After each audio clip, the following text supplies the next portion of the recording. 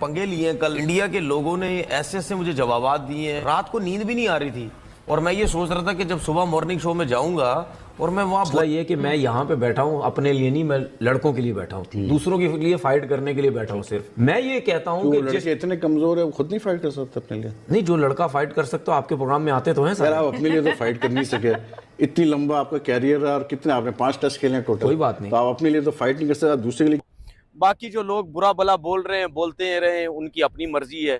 मैंने जो बोलना है मैं वो बोलूंगा। और बाकी जो इंडिया के जो लोग हैं, जो वाकई समझदार, जो अगर वो समझते होंगे कि मैं चीजें ठीक कर बोल रहा हूँ, इसलिए वो मुझे फॉलो भी करते हैं।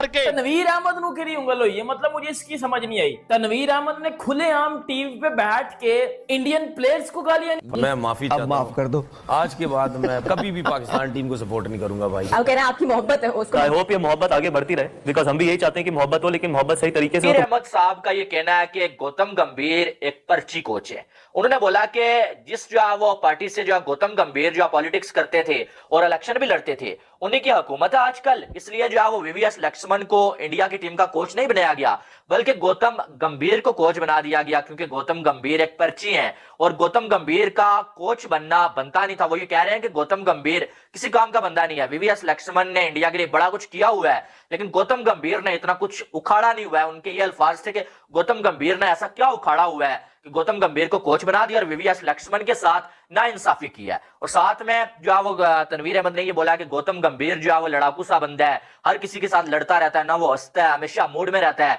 और वो जो खिलाड़ियों के साथ लड़ेगा और ड्रेसिंग रूम में आपके लड़ाइयां ही होती रहेंगी।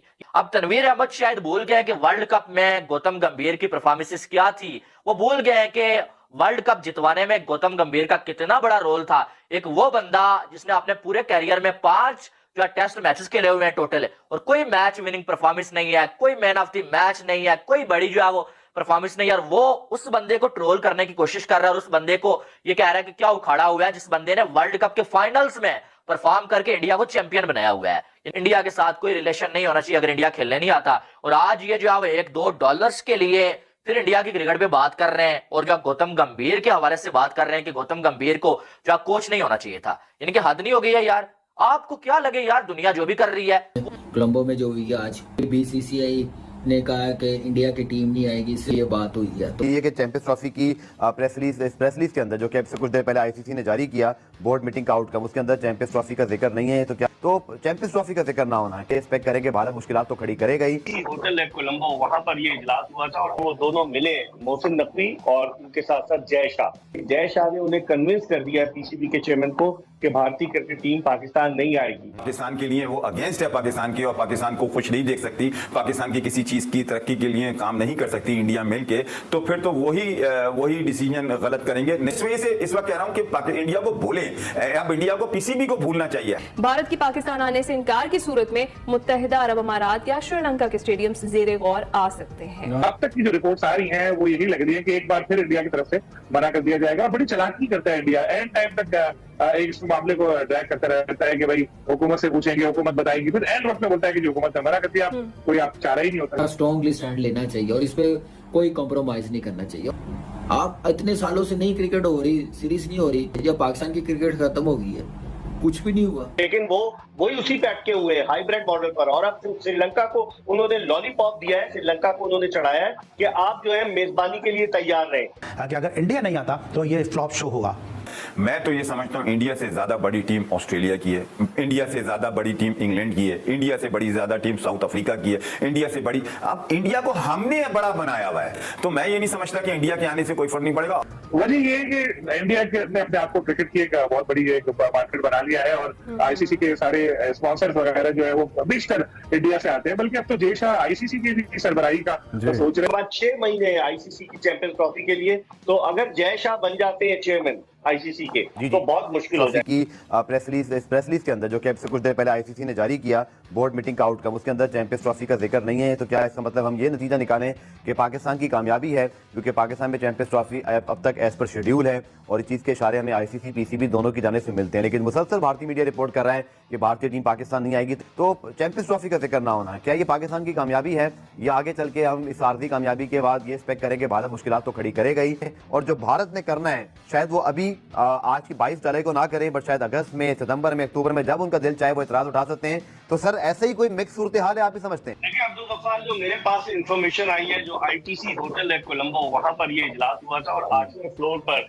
जो थे वो दोनों मिले, मोहसिन नकवी और उनके साथ साथ जय शाह। लेकिन जो भारतीय मीडिया रिपोर्ट कर रहा है, जो अंदर की खबर लेकर आ रहा है कि जय शाह ने उन्हें कन्विंस कर दिया पीसीबी के चेयरमैन को कि भारतीय क्रिकेट टीम पाकिस्तान नहीं आएगी, क्योंकि आप देखें ब्रॉडकास्टर्स का ताल्लुक जो है वो भारत से, और पाकिस्तान और इंडिया के मैच से असल आमदनी होती है जिस तरह T20 वर्ल्ड कप में हुए। तो उस लिहाज से अगर देखा जाए कि भारत के बगैर तो बिल्कुल बेकार होगा ये चैंपियंस ट्रॉफी। ठीक है, पाकिस्तान बुलंद बांध दावे कर रहे हैं, ठीक है हम भी अपने मुल्क के लिए बात कर रहे हैं कि ठीक है भारत नहीं आता ना आए, हम उसके बगैर खेल लेंगे, लेकिन क्या ये पॉसिबल है? तो किया जा रहा है, डिले कर रहा है भारत, बजाय इसके कि आज कोई खबर आ जाती कि नहीं जी बजट मंजूर हो गया और जय शाह वहां मौजूद थे और ये कहा गया है कि भारतीय टीम हिस्सा लेगी चैंपियंस ट्रॉफी में, लेकिन वही उसी पे अटके हुए हैं हाइब्रिड मॉडल पर। और अब श्रीलंका को उन्होंने लॉलीपॉप दिया है, श्रीलंका को उन्होंने चढ़ाया है कि आप जो है मेजबानी के लिए तैयार रहे। पाकिस्तानी मीडिया ये कर रहा है कि जी बजट अप्रूव हो गया और आई चैंपियंस ट्रॉफी यहाँ होगी। आप जानते हैं भारत को कि भारत किस तरीके से रखने अड़ाता है पाकिस्तान के जो भी इवेंट्स होते हैं उनमें, एशिया कप हमारे सामने। तो मुझे लग रहा है कि ये सिर्फ बात हुई है और अभी लॉलीपॉप दिया गया है कि मीटिंग खत्म हो गई है। लेकिन अब तक जो मेरे पास इत्तलात है अब्दुल गफ्फार, बड़ी ऑथेंटिक इत्तलात है, वो ये है कि दुबई या फिर श्रीलंका ज्यादा इंटरेस्टेड है कि चैंपियंस ट्रॉफी अपने यहाँ कराए। लेकिन अब देखते हैं कि क्या होता है, अभी तक कोई हतमी आईसीसी की जानिब से कोई क्लैरिफिकेशन नहीं आई है। देखिए अगर हकीकत की देखा जाए तो भारत की हटधर्मी तो है, पॉजिटिव तो यही है कि पाकिस्तान क्रिकेट बोर्ड ने एक वादे स्टैंड लिया है कि हम हाइब्रिड मॉडल पर नहीं जाएंगे। अगर पाकिस्तान हाइब्रिड मॉडल पर नहीं जाता तो उस सूरत में आईसीसी जो कि एक गवर्निंग बॉडी है क्रिकेट की और जिसकी फाइनेंस कमेटी के चेयरमैन जय शाह है, तो क्या आईसीसी उस सूरत में इस टूर्नामेंट को बगैर भारत के पाकिस्तान में कराएगी? तो अगर भारत स्किप करता है ये टूर्नामेंट तो उस सूरत में क्या आईसीसी इस बात को अफोर्ड कर सकेगी कि विदाउट इंडिया टूर्नामेंट हो? फाइनेंसेस का उनको वैसी प्रॉब्लम है, आपको पता है जो यूएसए में वर्ल्ड कप के मैचेस हुए, आज प्रेस लीग में भी आया है तो उसके हवाले से इंक्वायरी हो रही है। तो मेरे ख्याल में बहुत सारी चीजें हैं। अब वो जो हाइब्रिड मॉडल हमने एशिया कप में इख्तियार किया था अपनी मर्जी से, क्या वो फैसला आगे चल के हमें किसी चैलेंज में तो नहीं डालने वाला? आपने बड़ा सही ऑब्जर्व किया अब्दुल गफ्फार, मुझे लग रहा है कि हमने खुद दरवाजा खोला है भारत के लिए।